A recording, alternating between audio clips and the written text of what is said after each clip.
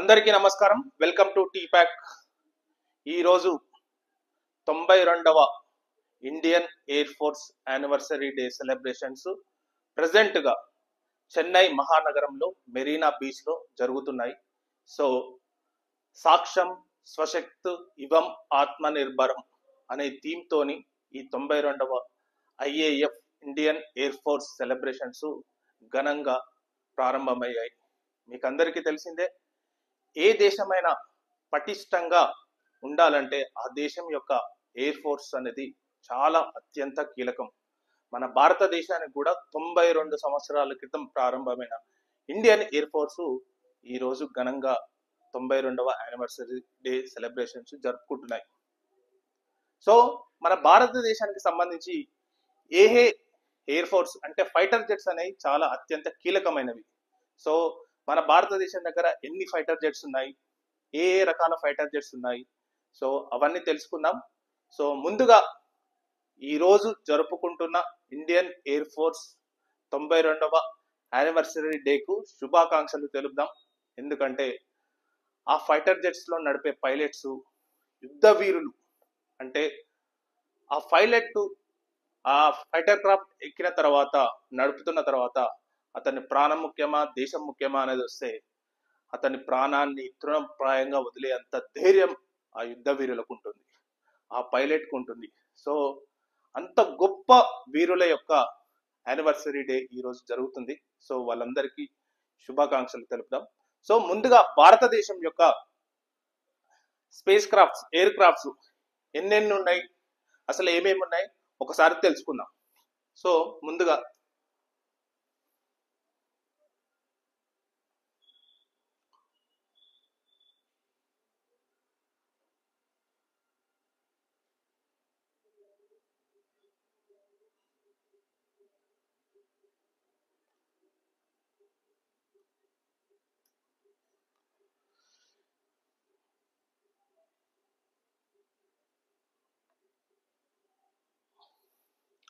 మీరు ముందుగా ఇక్కడ చూసినట్టయితే LCA Tejas, the pride of indigenous power.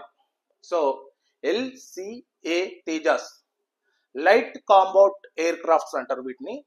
Tejas పూర్తిగా స్వదేశీ విజ్ఞానంతో, పూర్తిగా భారతీయ టెక్నాలజీతో తయారైన తేలికపాటి యుద్ధ విమానాలను, ఈ యుద్ధ విమానాలను ఎల్సిఏ తేజాస్ అంటారు అనమాట.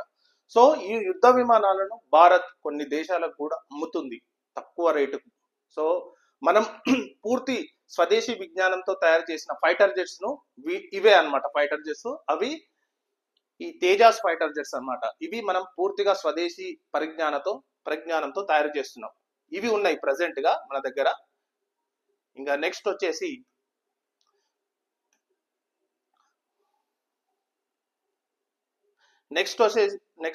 మీరు చూస్తున్నారు కదా రఫాల్ ఫైటర్ జెట్స్. రఫాల్ ఫైటర్ జెట్స్ అంటే ప్రపంచంలోనే అత్యాధునిక ఫైటర్ జెట్స్ లో ఒకటి రఫాల్ ఫైటర్ జెట్స్.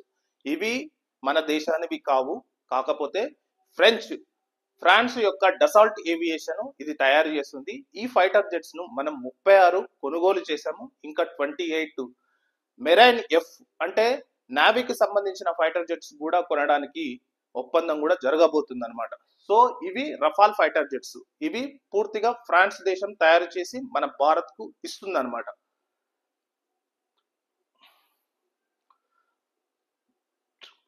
నెక్స్ట్ చూస్తున్నారు కదా SU-30 MKI fighter jets. SU అంటే సుకాయ్ అనేది రష్యా దేశం యొక్క సహకారంతో ఈ ఫైటర్ జెట్స్ తయారవుతున్నాయి అనమాట.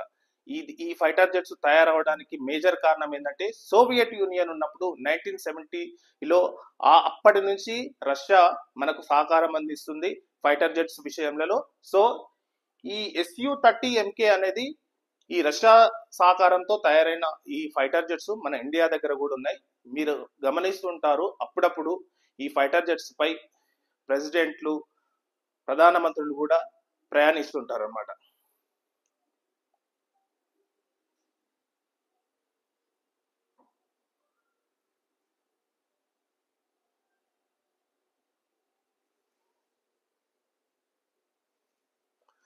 ప్రజెంట్ గా ఇక్కడ చూస్తున్నారు మన దగ్గర కొన్ని హెలికాప్టర్లు కూడా ఉన్నాయి. అది ఓన్లీ ఫర్ ఐఏఎఫ్ కు అంటే ఇండియన్ ఎయిర్ ఫోర్స్ కు కొన్ని సంస్థలు ఇచ్చాయన్నమాట. అందులో భాగంగా హాల్ ప్రచండ మీన్స్ హిందుస్థాన్ ఏరోనాటిక్స్ లిమిటెడ్ అనే భారతీయ కంపెనీ ఒకటి ఇది హెలికాప్టర్ ప్రచండాను తయారు చేసి ఇచ్చింది. ఈ హెలికాప్టర్ ప్రత్యేకత ఏంటంటే డైరెక్ట్ గా అటాక్ కూడా చేస్తుంది. ఏదైనా తీవ్రమైన పరిస్థితులు ఉన్నప్పుడు ఎవరైనా టెర్రరిస్టులు కానీ శత్రువులు కానీ ఈ భారతదేశానికి ఎంట్రీ అయినప్పుడు వాళ్ళపై డైరెక్ట్ గా అటాక్ చేస్తుంది. ఇదే హాల్ ప్రచండ. ఇవి మనం పూర్తిగా మన దేశ పరిజ్ఞానంతో తయారు చేసిన ఇవి హెలికాప్టర్స్ అన్నమాట.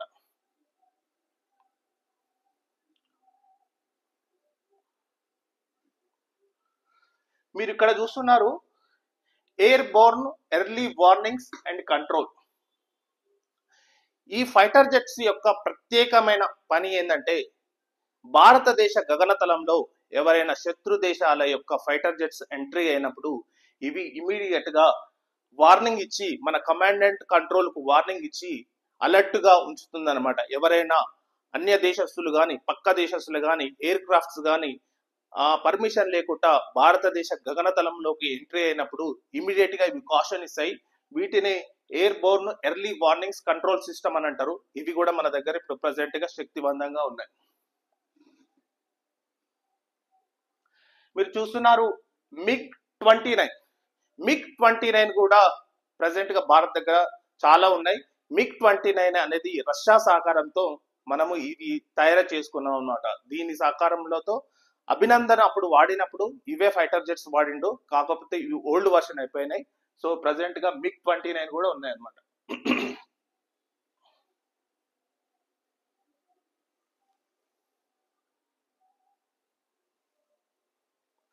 ఇంకోటి Jaguar the shield of protection. Jaguar అనే ఫైటర్ జెట్స్ కూడా ప్రెసెంట్ గా భారత్ దగ్గర చాలా ఉన్నాయి. ఇవి ఇండో ఫ్రెంచ్ అంటే భారత్ అండ్ ఫ్రెంచ్ దేశం రెండు కలిపి చేసిన ఫైటర్ జెట్స్ అన్నమాట. ఇది జాగ్వర్ ఫైటర్ జెట్స్. దీని సహకారంలో ఫ్రెంచ్ దేశం అనేది చాలా సహకారం అందిస్తుంది ఇలాంటి ఫైటర్ జెట్స్ తయారు చేయడానికి. సో ఇలాంటి ఫైటర్ జెట్స్ కూడా భారత్ దగ్గర ఉన్నాయి అన్నమాట ప్రెసెంట్ గా. మీరు గమనించవచ్చు C-17 the globe master transporting hope and delivering safety.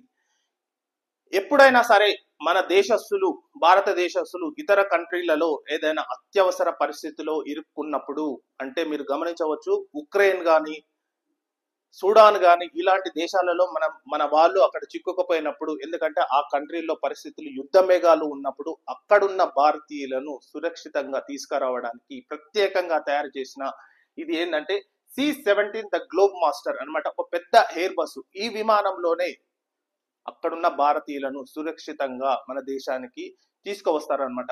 ఇది కూడా మనకు చాలా హెల్ప్ అవుతుంది. సో ఇవి కూడా మన దగ్గర ఉన్నాయి. IL-70 influenza 78. దీని యొక్క ప్రత్యేకత ఏంటంటే ఏదైనా ఎయిర్ క్రాఫ్ట్స్ గగనతలంలో ఉన్నప్పుడు వాటికి ఇంధనం అయిపోయినప్పుడు ఈ IL-78 ఎయిర్ క్రాఫ్ట్ అనేది ఇంధనం అందిస్తుంది అనమాట. సో ఎక్కడైనా ఏదైనా విపత్కరమైన పరిస్థితులలో ఇంధనం అయిపోయినప్పుడు ఈ పైలటే ఇది ఎయిర్ క్రాఫ్టే చాలా ఉపయోగపడుతుంది. సో ఈ ఎయిర్ క్రాఫ్ట్ తోని ఇంధనం అనేది ఇక్కడి నుంచి పైకి తీసుకెళ్లే ఒక వాహనం అన్నమాట. సో ఇది కూడా చాలా ఉపయోగపడుతుంది. మీరు చూడొచ్చు హాల్ రుద్ర.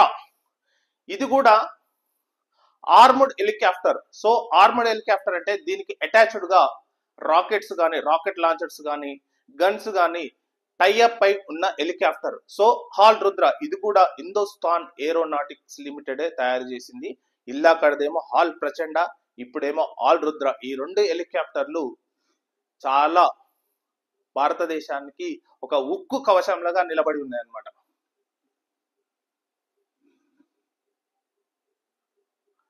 మీరు చూడొచ్చు HTT-40 Hindustan turbo trainer 40.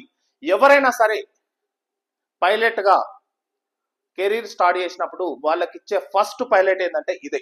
So Hindustan turbo trainer 40 pilot గా శిక్షణ కాలంలో మొట్టమొదటిగా ఇచ్చే ఎయిర్ క్రాఫ్ట్ ఇదే అంటారనమాట. So training the future. So ఎవరైతే పైలట్ గా స్టార్ట్ అవుతున్నారో ఖచ్చితంగా ఈ పైలట్ తోనే వాళ్ళు ట్రైనింగ్ స్టార్ట్ చేసి తర్వాత వేరే పైలట్ కి ఇస్తారనమాట. నెక్స్ట్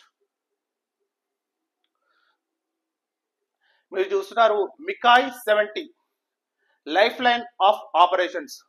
మికాయ్ 70 ఎప్పుడైనా సరే ఫ్లడ్స్ వచ్చినప్పుడు, ఫర్ ఎగ్జాంపుల్ విజయవాడలో మన ఫ్లడ్స్ వచ్చినాయి, సిక్కింలో చాలా ఫ్లడ్స్ వస్తాయి, హిమాచల్లో లోయలో చిక్కుకుంటారు. ఇలాంటి విపత్కరమైన పరిస్థితులలో ఎవరైనా భారతీయ ప్రజలు మన ప్రజలు చిక్కుకున్నప్పుడు ఇమీడియట్ గా MI-17 అనేది ఎంట్రీ అవుతుంది. ఎంట్రీ అయి వాళ్ళని కాపాడుతుంది. సో ఈ హెలికాప్టర్ కూడా ఇండియన్ ఎయిర్ ఫోర్స్ దగ్గరనే ఉంటుంది. ఇది కూడా చాలా సేవలు అందిస్తుంది.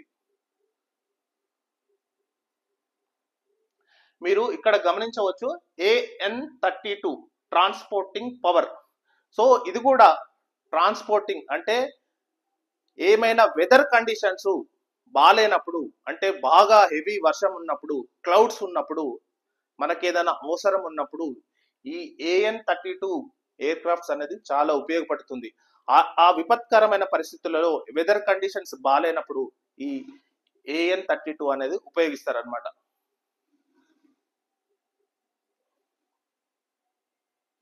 మీరు చూడొచ్చు డకోటా.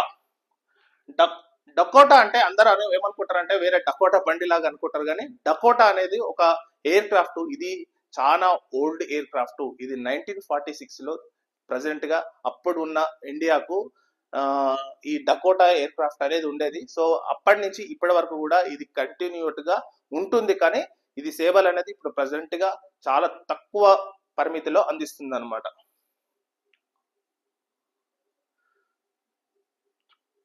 ఇంకోటి PC-7 MK2.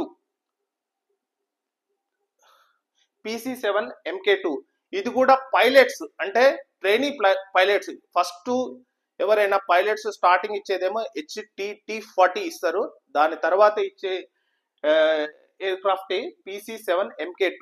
So second stage లో ట్రైనీ పైలట్స్ కు సెకండ్ స్టేజ్ లో ఈ ఎయిర్ క్రాఫ్ట్ ఇస్తారు అనమాట. ఈ ఎయిర్ క్రాఫ్ట్ తోని వాళ్ళు రెండవ దశలోని ట్రైనింగ్ పూర్తి చేసుకుంటారు అనమాట.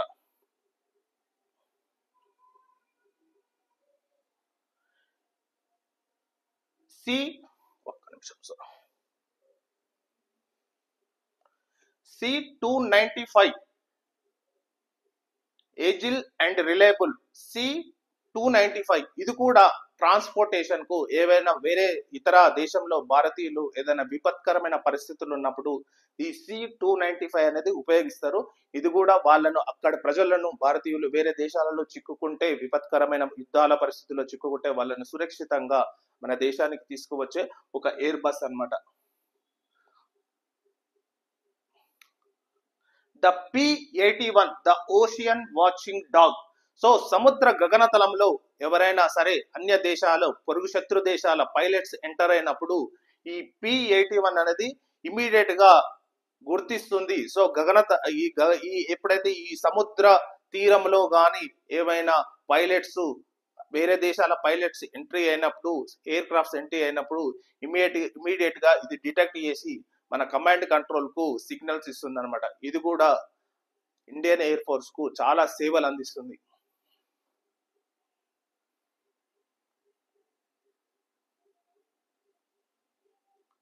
అండ్ మిరాజ్ 2000. సో మిరాజ్ 2000 అనేది ఫ్రెంచ్ దేశం యొక్క డసాల్ట్ ఏవియేషన్ తయారు చేస్తుంది ఈ ఎయిర్ క్రాఫ్ట్ ను, ఈ ఫైటర్ జెట్ ను.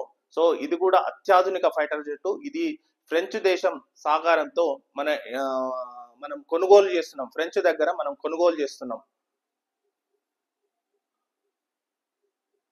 మీరు ఇక్కడ గమనించవచ్చు హార్వర్డ్ అంటే legacy of training excellence. So training అనేది ఒక్కొక్క స్టెప్, అంటే పైలట్ గా ట్రైనింగ్ అవుతున్నప్పుడు 1 స్టెప్, సెకండ్ స్టెప్, అంటే థర్డ్ స్టెప్ లో ఇచ్చేదే హార్వర్డ్. ఇట్లాంటి ఎయిర్ క్రాఫ్ట్ ను థర్డ్ స్టేజ్ లో ఎవరైతే ట్రైనింగ్ పైలట్స్ కి ఇస్తారనమాట.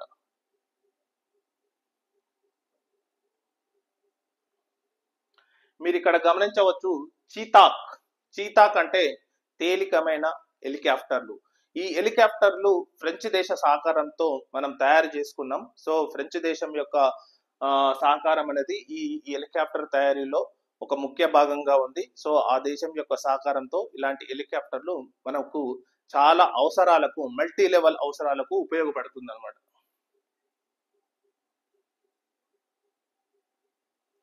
సో ఇవి భారతదేశం దగ్గర ఉన్న వివిధ రకాలుగా ఉన్న ఫైటర్ జెట్స్ ఇవి అన్నమాట. సో మీరందరికీ తెలిసిందేనా, ఇప్పుడు ప్రజెంట్ గా ఈ రోజు మెరైన్ బీచ్ లో చెన్నైలో గొప్పగా ప్రారంభమైన ఈ IAF Indian Air force 92 anniversary day గొప్పగా జరుగుతుంది.